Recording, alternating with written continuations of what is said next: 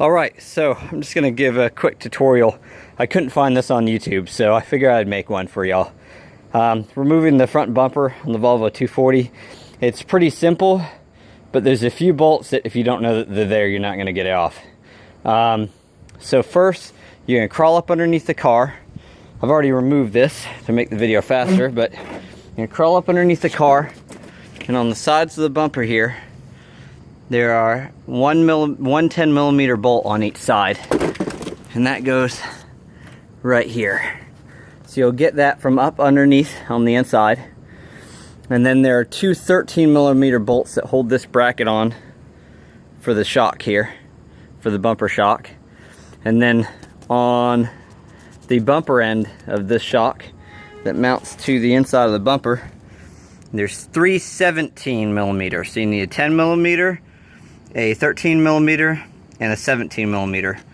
I would say remove the 10s here on the bumper, and then remove these 17s, pull off the bumper assembly, and this will come off. But then you're still gonna have these shocks, and I thought that they'd just pull out once you had these off. No, there's actually a hidden 22 millimeter bolt, one on each side. It goes right here, and I haven't took off the airbox tube, but it should be right about there below the battery. You could probably take off your negative, positive battery terminals, take out the battery, and move that air inlet out of the way. But so you take out the 22 millimeter bolt that goes right here, and what I had to do, I would suggest getting a hammer. I actually hit it until I could turn it sideways. Put you down for a minute. Try and do this on camera now, one-handed. Hold on, let me put you down. Give me 1 second. Okay.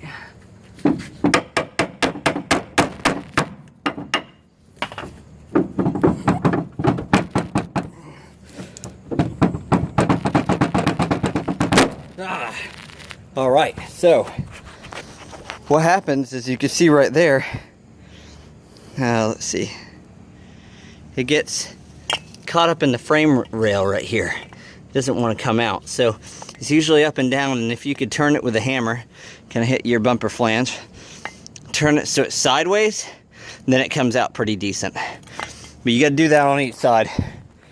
Don't let that trip you up. And I'm removing this because I have a tow bar. I'm going to mount the tow bar to those two bolts there so I can tow this thing. And if you do that and it's an automatic transmission, make sure that you take out the bolts for the drive shaft and tie the drive shaft up out of the way. Highly recommend doing that so you don't ruin your transmission. They do make aftermarket pumps, but you could buy a $60 jack and 2 jack stands in a kit, and like, I think it's probably a 10 millimeter or 8 millimeter, probably a 10 millimeter, and quickly take off the drive shaft and tie it up. So there you are, guys. I'm not a professional videotaper, but this was kicking my butt and I want to make sure somebody else had it.